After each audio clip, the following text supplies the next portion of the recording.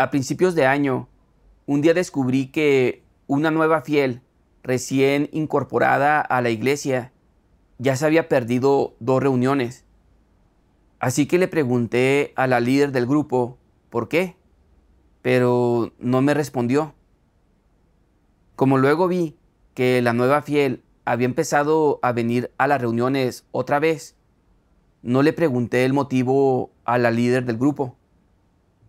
Pensé, mientras la nueva fiel asista regularmente a las reuniones, bien, ahora estoy ocupadísimo en el deber y un seguimiento detallado me llevaría mucho tiempo y esfuerzo. Volveré a preguntar por ello cuando tenga tiempo. Por tanto, me olvidé de esa cuestión. Más adelante, advertí que esta nueva fiel se marchó en mitad de otra reunión. Pregunté por qué a la líder del grupo, pero siguió sin responderme y nunca ahondé en el asunto. Tampoco fui a preguntarle a la nueva fiel si estaba pasando por algún estado o dificultad. Transcurrido un tiempo, advertí otra vez que esta nueva fiel no había asistido a varias reuniones seguidas.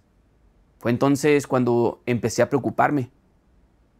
Enseguida contacté con la nueva fiel, pero no respondía. Me preocupaba que la nueva fiel se fuera de la iglesia, por lo que contacté rápidamente con la líder del grupo para ver si podía ponerse en contacto con ella. Pero la líder del grupo me comentó: esta nueva fiel nunca aceptó mi solicitud de amistad, así que no puedo contactar con ella. Me arrepentí un poco en ese momento. Si lo hubiera investigado antes, habría podido pensar en el modo de remediarlo. Pero ya era demasiado tarde. Todo era culpa mía por no hacer seguimiento. Leí entero el chat con la nueva fiel con la esperanza de saber más de su situación. Me di cuenta de que tras unas palabras para saludarla, nunca le hablé de nada más. No sabía nada de ella. Comprendí que la esperanza de recuperar a esta nueva fiel era remota. Todo esto había ocurrido porque yo salía del paso. Sin embargo, por entonces no hice introspección en serio. Solo lo pensé brevemente. Admití que fui un poco negligente y pasé página. La supervisora no tardó en preguntarme por esta nueva fiel y por qué se había ido de la iglesia. Eso me puso muy nervioso. Pensé, ay, no, me va a revelar. Cuando se entere la supervisora de lo que pasó realmente, seguro que dice que yo salía del paso en el deber y que no era confiable. ¿Qué haría si me destituyeran? Efectivamente, la supervisora me señaló mi problema cuando conoció la situación y me dijo que yo solo cumplía con las formalidades y que no me importó ni traté de conocer el estado de la nueva fiel. Al oír esto, enseguida intenté justificarme. La nueva fiel no respondió a mi saludo, así que no pude continuar con la conversación. La supervisora trató conmigo. No es que no pudieras continuar la conversación, sino que no te importaba nada la nueva fiel. Me preocupaba que si admitía que salía del paso, tuviera que asumir la responsabilidad, por lo que me apresuré a explicar. La líder del grupo era la principal responsable de esta nueva fiel. Como creía que estaba en contacto con ella, no pregunté por su situación a tiempo. Pregunté a la líder del grupo, pero no me contestó a su debido tiempo. Le enseñé a la supervisora los mensajes que había enviado a la líder del grupo para demostrar que realmente me importaba la nueva fiel. También le enseñé los mensajes que envié después a la nueva fiel para demostrar que tras descubrir que no venía regularmente a las reuniones, intenté ponerme en contacto con ella en tiempo y forma, pero no me había respondido.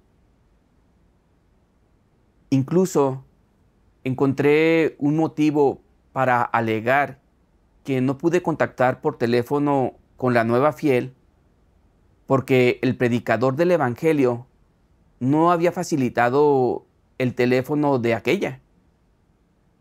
Aporté muchos motivos objetivos y desvié la culpa sin cesar, esperando que la supervisora creyera que el problema se había producido por algo que no había sido culpa mía, o que al menos había sido una culpa compartida con otros, no totalmente mía.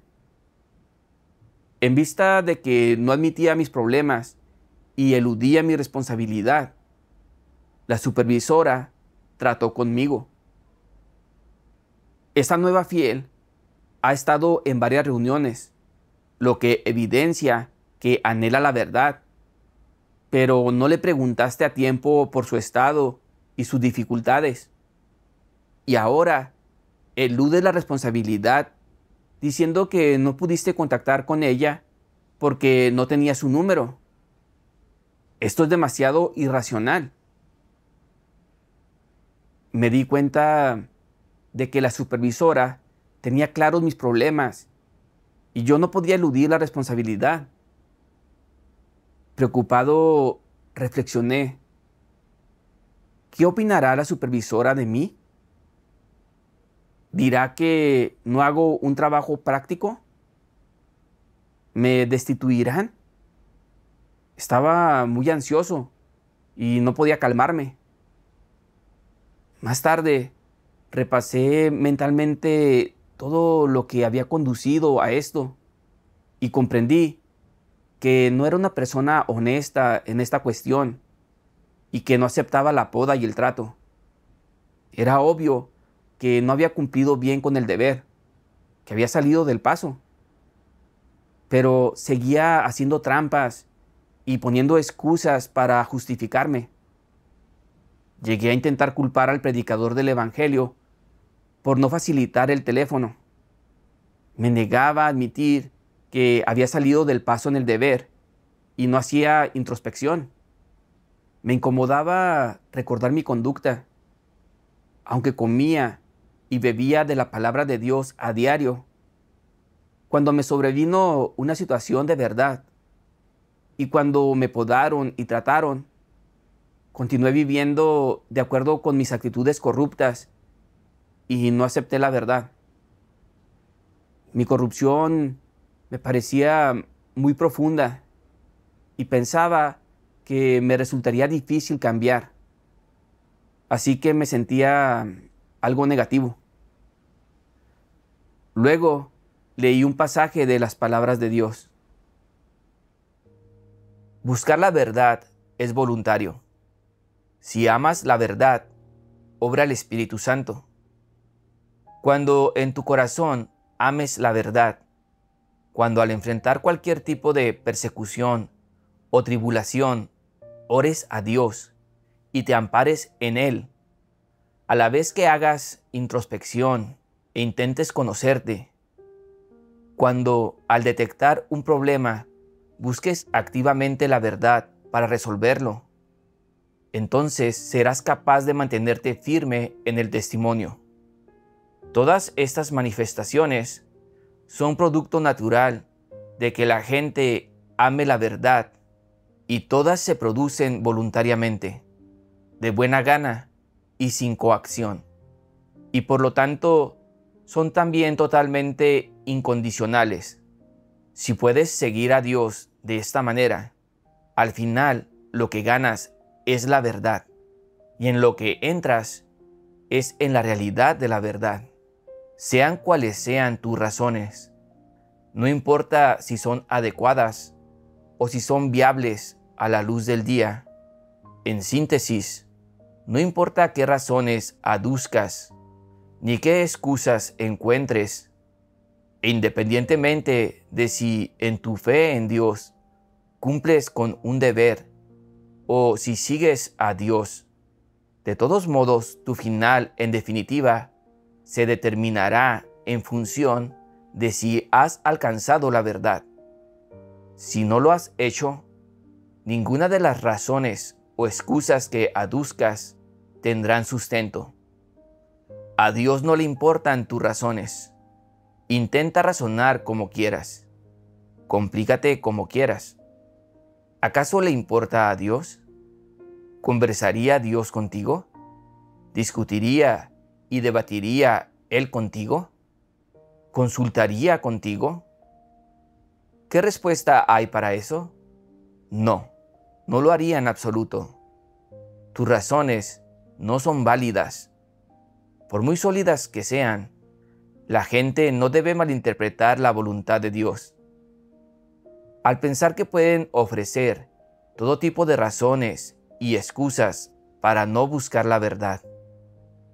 Dios quiere que busques la verdad en todos los ambientes y en todos los asuntos que se te presenten, logrando finalmente hacerte entrar en la realidad de la verdad y obtenerla. Las circunstancias específicas que Dios ha dispuesto para ti, la gente y los eventos que te encuentras y el ambiente en el que vives, son cosas sobre las cuales debes orar a Dios y buscar la verdad para afrontarlas. Son precisamente las lecciones que debes aprender en la búsqueda de la verdad. Si buscas siempre dar excusas, ser evasivo, negarte, resistirte, entonces Dios se rendirá contigo. Será inútil que te muestres intratable, o que seas una persona difícil, o que aportes tus razonamientos. Si Dios no te presta atención, perderás la oportunidad de salvarte. En la palabra de Dios, descubrí que no es difícil corregir un carácter corrupto y entrar en la realidad de la verdad. La clave radica en qué elige la gente y en si busca y practica la verdad o no. Sea cual sea la situación, trátese de la poda y el trato, o de los fracasos y reveses, la gente debe ser capaz de reflexionar para conocerse y buscar activamente la verdad. Una vez que la comprendas un poco, ponla en práctica y actúa según los principios. Hazlo y crecerás y te transformarás. Ahora bien, cuando te podan y tratan, si siempre lo eludes, lo niegas y pones excusas, no solo no alcanzarás la verdad, sino que además Dios te despreciará y rechazará. Fijándome de nuevo en mí, cuando me podaron y trataron, no lo acepté, no obedecí, no me hice responsable honestamente, no medité mi problema, ni busqué activamente la verdad para corregir mi carácter corrupto. Por el contrario, me volví negativo, me opuse y creí que cambiar sería difícil. ¿No estaba siendo irracional y rechazando el entorno dispuesto por Dios? No era una actitud de aceptación de la verdad. Al reconocerlo, no quise vivir más en un estado negativo y limitarme a mí mismo. Quería buscar la verdad para resolver mis problemas. Me puse a reflexionar y me pregunté por qué normalmente hablaba de forma tan agradable, pero cuando me podaban y trataban, no lo aceptaba y me volvía negativo e insolente. ¿Qué carácter revelaba? En mi búsqueda vi un video de la lectura de 2 pasajes de la palabra de Dios. Dios Todopoderoso dice: hay personas que pueden llegar a admitir que son demonios, Satanás, vástagos del gran dragón rojo, que hablan muy bien de su conocimiento de sí mismos, pero cuando revelan su carácter corrupto y alguien los expone, los trata y los poda, intentan con todas sus fuerzas justificarse y no aceptan la verdad en lo más mínimo. ¿Qué es lo que ocurre aquí? En esto, una persona queda totalmente expuesta. Dicen cosas muy bonitas cuando hablan de conocerse a sí mismos. Así que, ¿por qué cuando se enfrentan a la poda y a ser tratados no pueden aceptar la verdad? Aquí hay un problema. ¿No es bastante común este tipo de cosas? ¿Es fácil de identificar? De hecho, lo es. Hay bastantes personas que admiten que son demonios y Satanás cuando hablan de su autoconocimiento, pero después no se arrepienten ni cambian. Entonces, ¿es verdadero o falso ese discurso de autoconocimiento? ¿Es el suyo un conocimiento sincero o es una treta para engañar a los demás? La respuesta es evidente.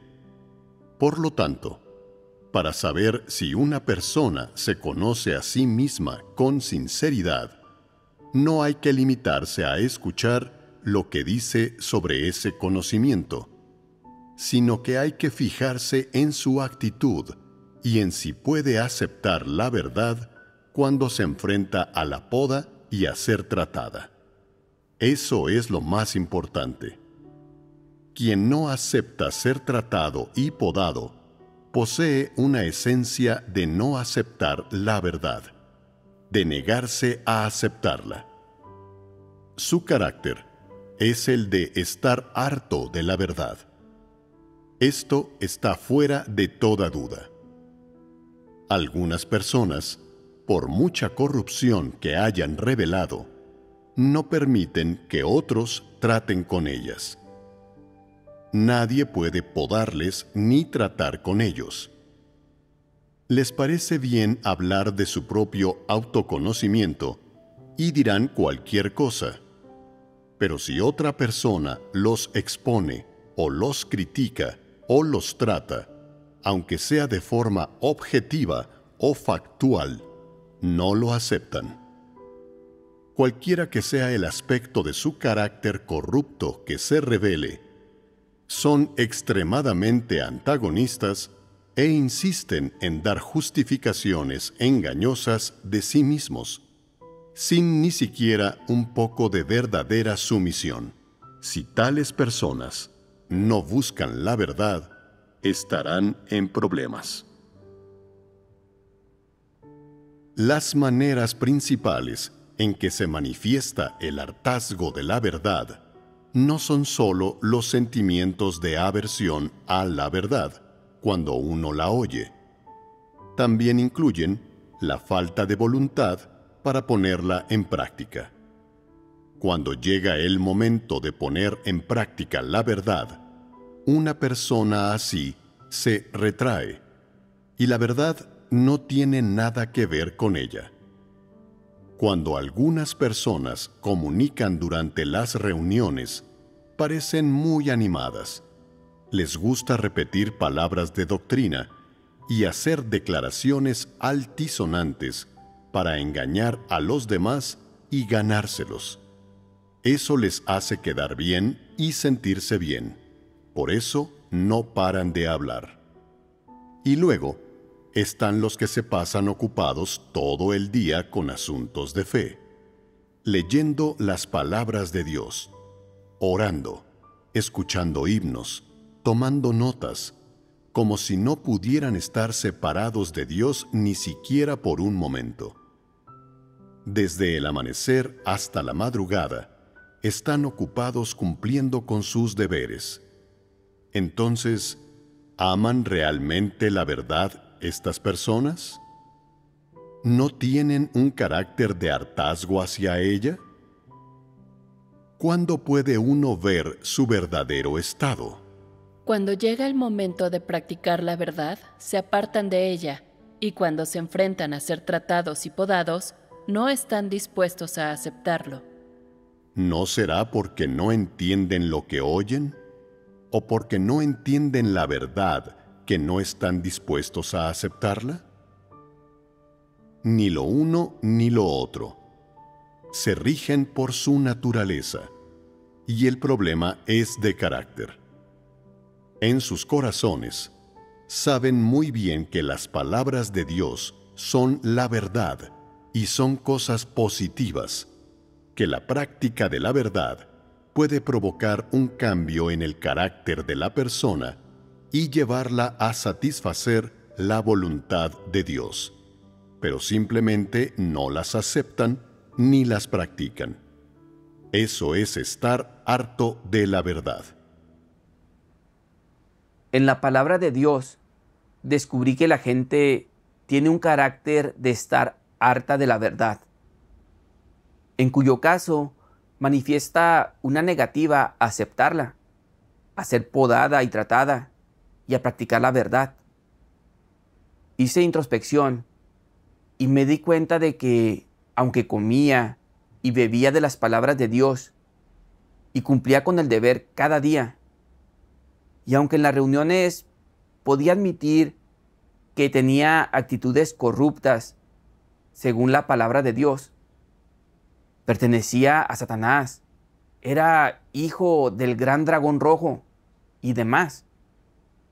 De puertas afuera parecía aceptar la verdad, pero cuando me podaban y trataban por salir del paso en el deber, trataba de justificarme y desviaba la culpa y no admitía mi corrupción. Comprendí que no era una persona que aceptara ni practicara para nada la verdad y que revelaba un carácter satánico de hartazgo de la verdad en todo. Sabía que, como regador, el requisito mínimo es ser responsable y paciente. Los nuevos fieles aún no han echado raíces en el camino verdadero. Son como recién nacidos y muy frágiles en la vida. Si no vienen a las reuniones, tenemos que investigar su estado y hallar el modo de regarlos y sustentarlos rápidamente. Entendía estos principios, pero a la hora de practicarlos, sufrir y pagar el precio, no quería hacerlo.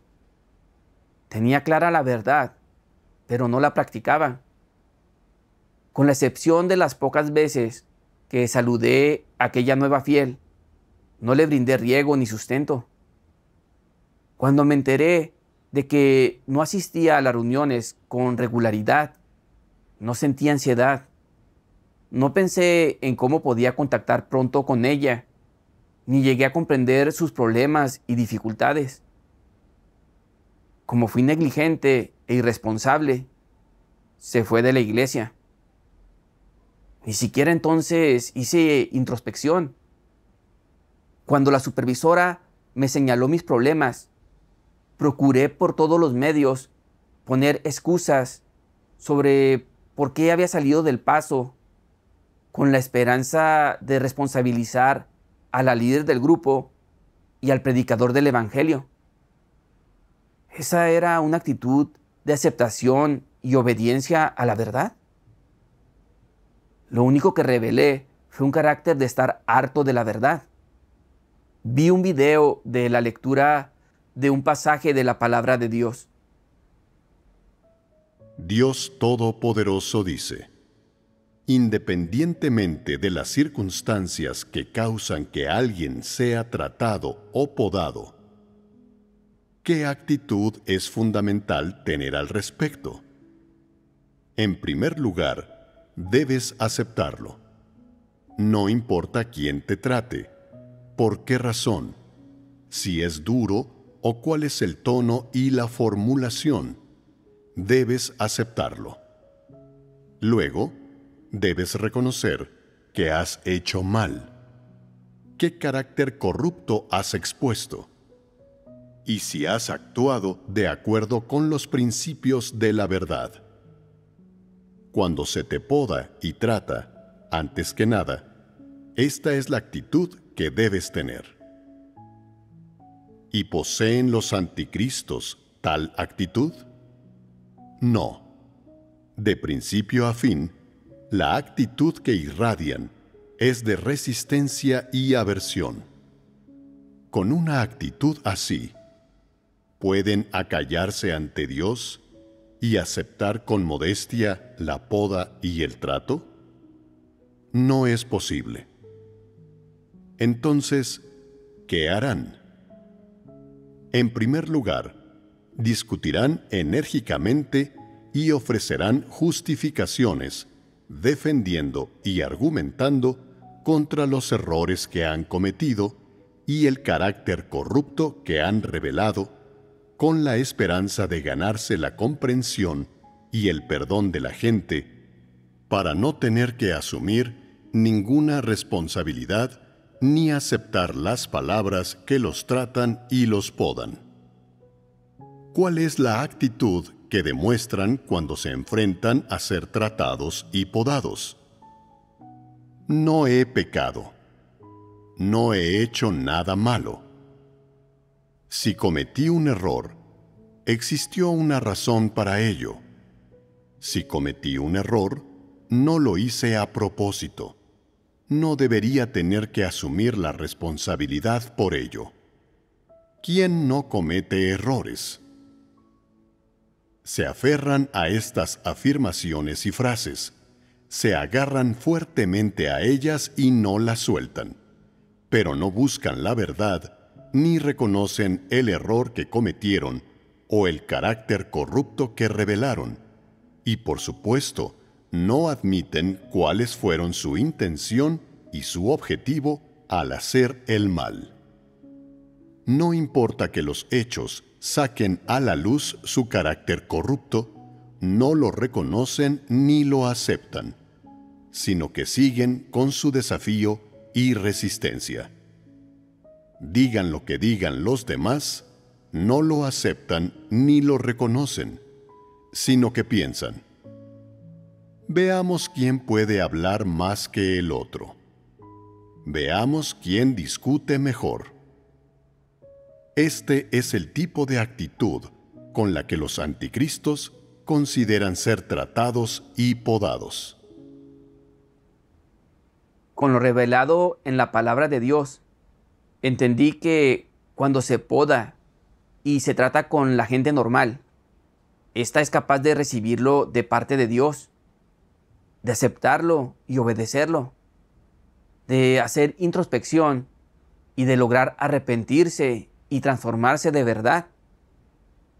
Aunque no lo admita en el momento, luego, con la búsqueda y la reflexión continuas, es capaz de aprender lecciones de la poda y el trato. Sin embargo, un anticristo está harto de la verdad y la aborrece por naturaleza. Cuando se lo poda y trata, jamás hace introspección.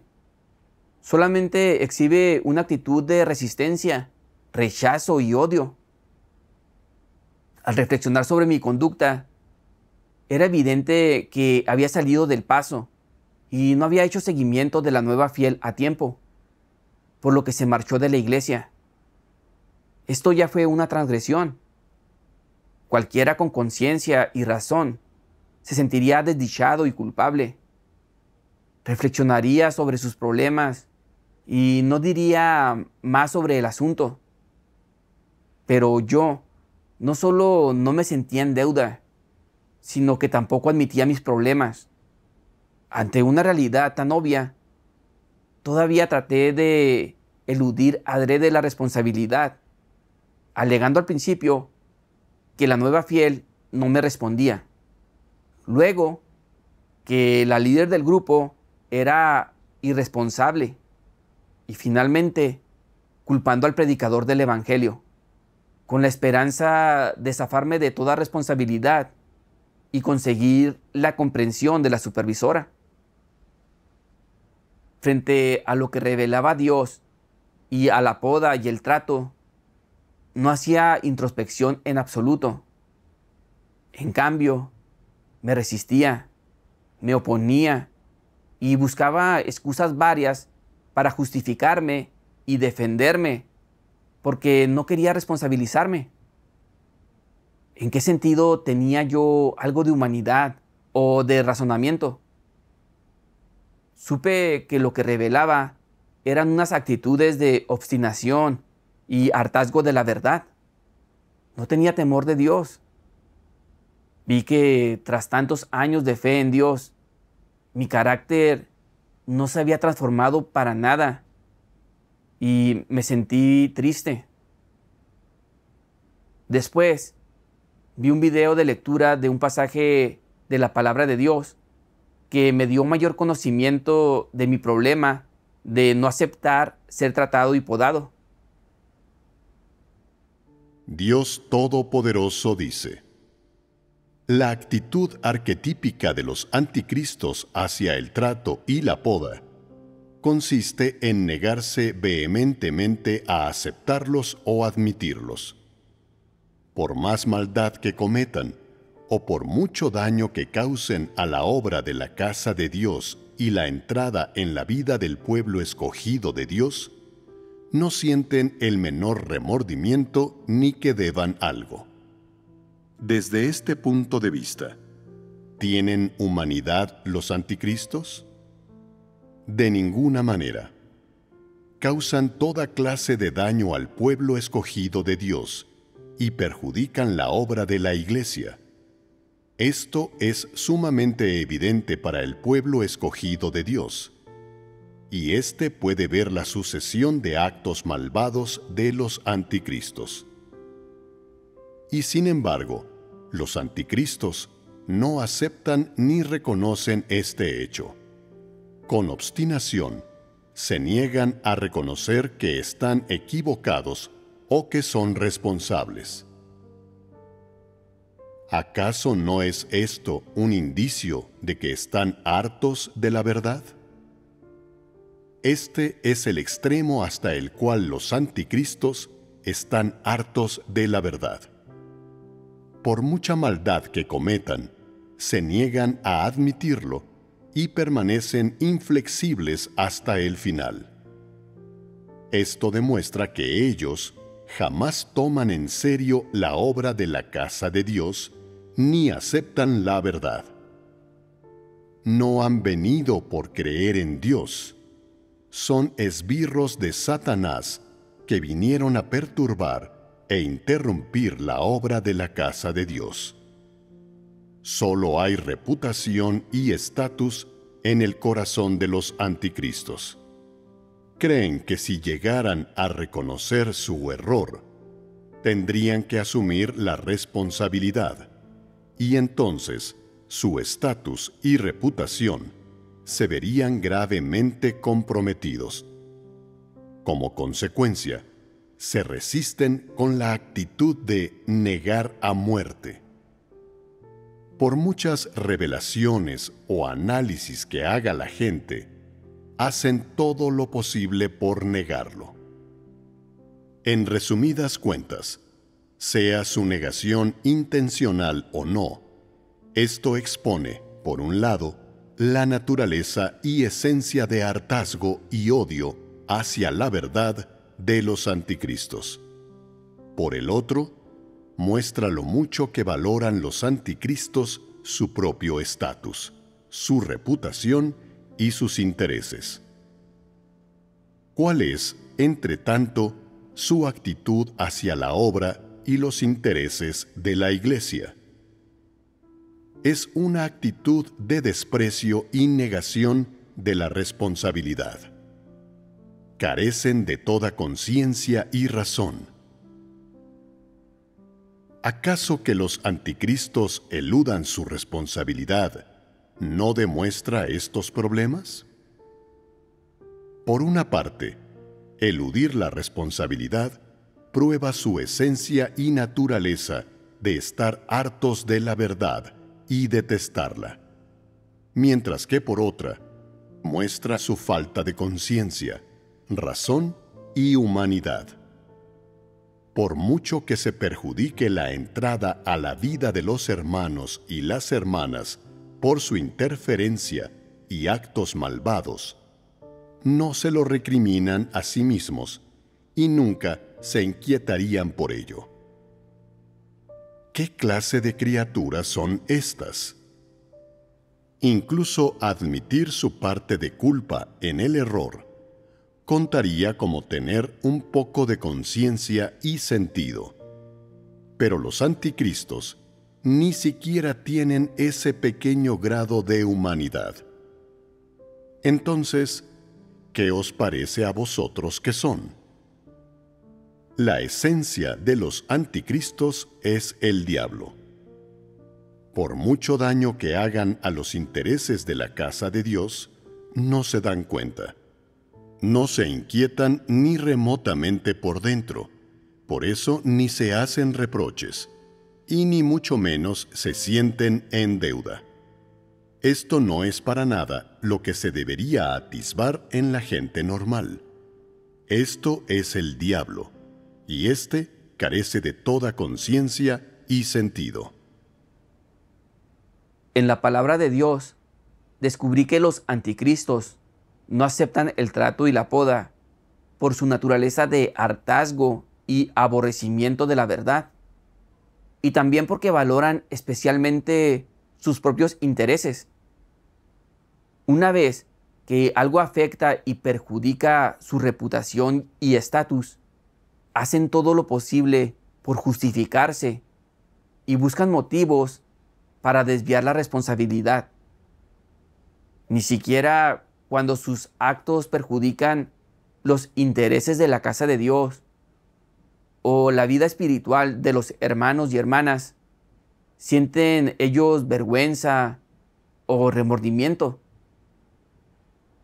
Si se descubre que hacen estas cosas, se niegan obstinadamente a confesar por temor a que admitir su responsabilidad perjudique su reputación y estatus.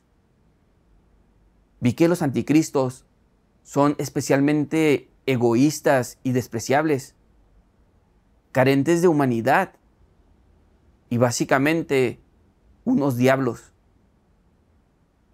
Al observar la palabra diablo, me sentí fatal, pues mi conducta y las actitudes que revelaba eran las de un anticristo. Era obvio que había errado y perjudicado la labor de la iglesia, pero aún no lo admitía. Cuando me podaban y trataban, me justificaba y trataba de desviar la responsabilidad.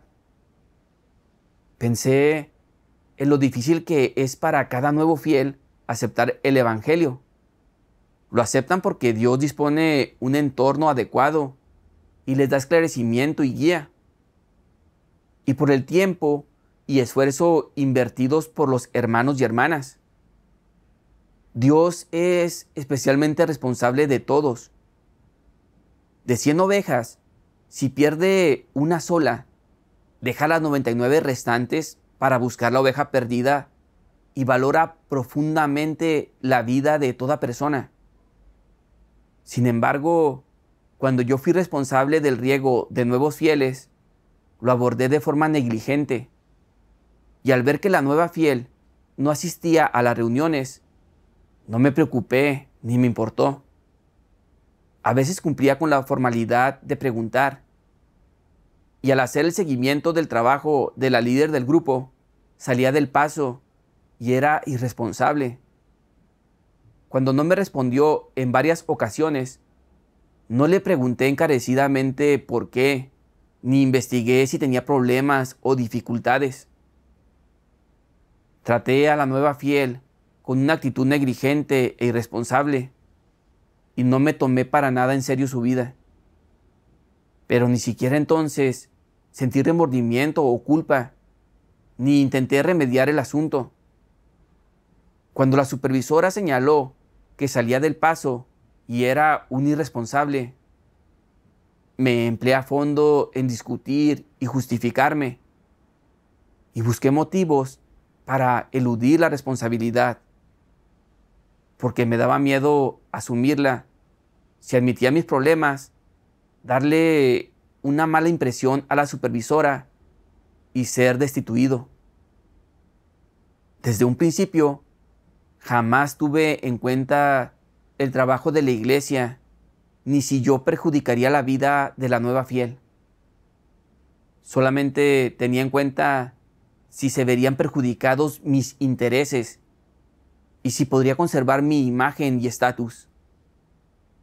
Descubrí que era especialmente egoísta y despreciable y que no protegía sino mis intereses personales. En verdad, no tenía humanidad y Dios me aborrecía. Me presenté ante Dios a orar. Dios mío, salía del paso en el deber. Provoqué graves consecuencias y no lo admití.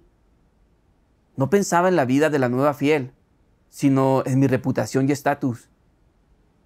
Realmente no tengo humanidad. Dios mío, deseo arrepentirme. Más tarde vi un video de la lectura de 2 pasajes de la palabra de Dios y hallé una senda de práctica. Dios Todopoderoso dice: obtener la verdad no es difícil, ni tampoco lo es entrar en la realidad de la verdad. Pero si las personas están siempre hartas de la verdad, ¿son capaces de obtenerla? No pueden. Por lo tanto, debes acudir siempre ante Dios, examinar tus estados internos de hartazgo de la verdad, comprobar qué muestras das de ello, qué maneras de hacer las cosas exponen hartazgo de la verdad y en qué cosas tienes tal actitud. Debes reflexionar a menudo sobre esas cosas. Si quieres seguir a Dios y cumplir bien con tu deber, primero debes aprender a no ser impulsivo cuando las cosas no te salgan como quieres. Primero cálmate y permanece tranquilo ante Dios, y órale y búscale en tu corazón. No seas testarudo. Primero llega a someterte. Solo con esa mentalidad puedes resolver mejor los problemas.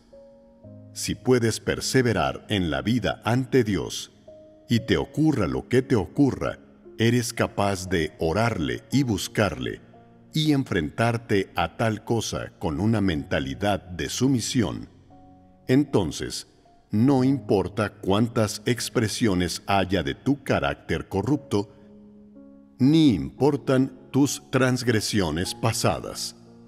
Podrán resolverse siempre y cuando busques la verdad. No importan las pruebas que te sobrevengan. Serás capaz de mantenerte firme. Mientras tengas la mentalidad correcta, seas capaz de aceptar la verdad y obedezcas a Dios de acuerdo con sus requerimientos, entonces serás totalmente capaz de poner la verdad en práctica. Aunque a veces seas un poco rebelde y te resistas, y a veces ofrezcas razonamientos a la defensiva y seas incapaz de someterte, si puedes orar a Dios y cambiar tu estado de rebeldía, entonces puedes aceptar la verdad. Una vez hecho esto, reflexiona sobre por qué surgió en ti la rebeldía y la resistencia. Encuentra la razón. Luego busca la verdad para resolverla. Y así, ese aspecto de tu carácter corrupto podrá ser purificado. Después de varias recuperaciones de tales tropiezos y caídas, hasta que puedas poner en práctica la verdad, tu carácter corrupto se irá eliminando poco a poco. Y entonces, la verdad reinará dentro de ti y se convertirá en tu vida, y no habrá más obstáculos para tu práctica de la verdad. serás capaz de someterte verdaderamente a Dios y vivirás la realidad de la verdad. En la palabra de Dios entendí que para corregir el carácter de estar harto de la verdad, debo hacer introspección a menudo y examinar si mis declaraciones, prácticas, intenciones, actitudes y opiniones demuestran hartazgo de la verdad. Cuando sucedan las cosas, estén o no en consonancia con lo que quiero, primero debo calmarme y no resistirme.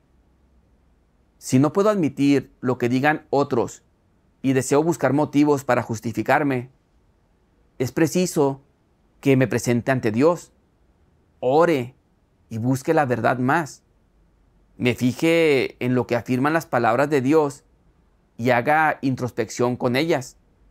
O hable con hermanos y hermanas que comprendan la verdad. Así, de manera progresiva, podré aceptar la verdad y entrar en sus realidades. Y será entonces cuando poco a poco podré despojarme de mi carácter corrupto. Una vez comprendida la senda de práctica, decidí transformarme. Sabedor de que ya era una transgresión que no investigara a tiempo la situación de esta nueva fiel, me apresuré a cambiar las cosas.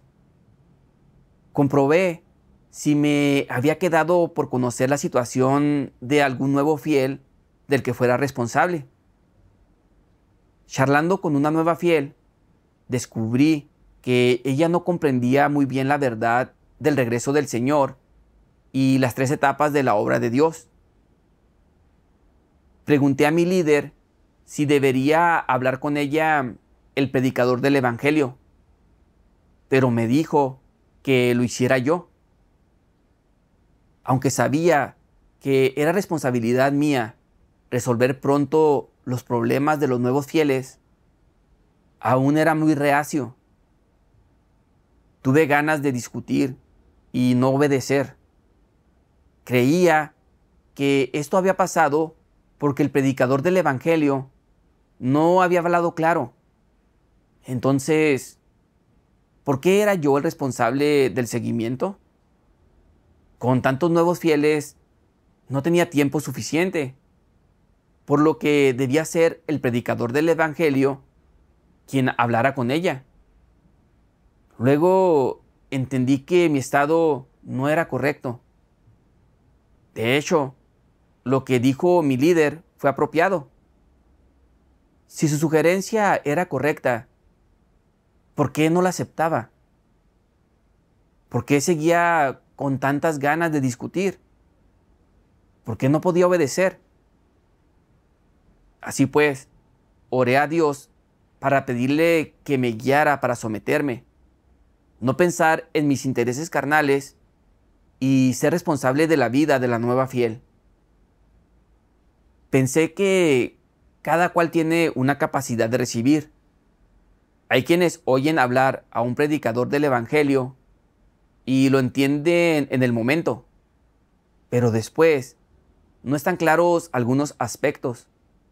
Se requiere que los regadores hagan seguimiento y compensen las carencias.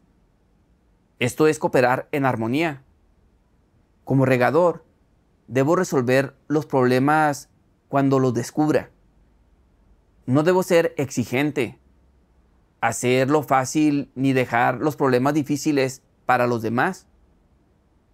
Ni tampoco tratar únicamente de ahorrarme trabajo y relajarme.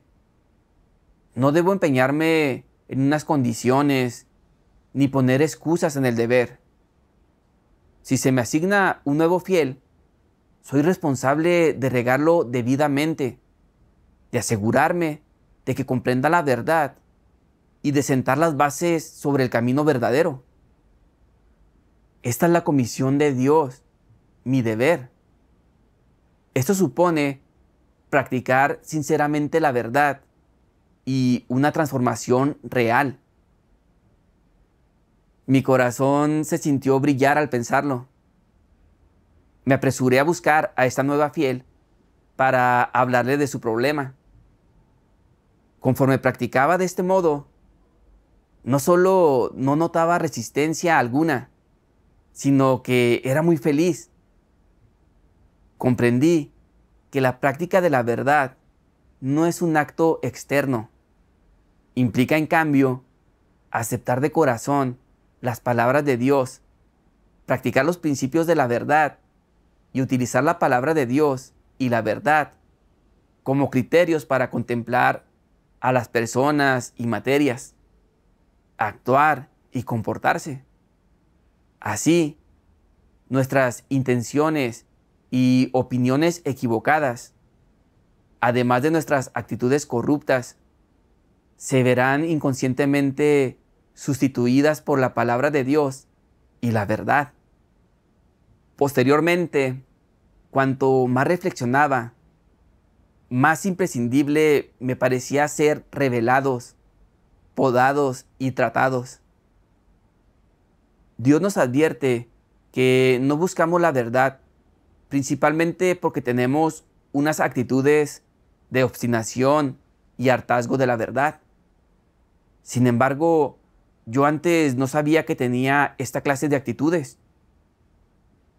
Si Dios no hubiera dispuesto un entorno en el que dejarme en evidencia, ni me hubiera juzgado y revelado con su palabra, jamás habría reconocido mi carácter de estar harto de la verdad, ni me habría arrepentido ni transformado. Continuar así habría obstaculizado enormemente mi búsqueda de la verdad y mi crecimiento vital. La revelación y el juicio de Dios fueron tan buenos para mí. Gracias a Dios,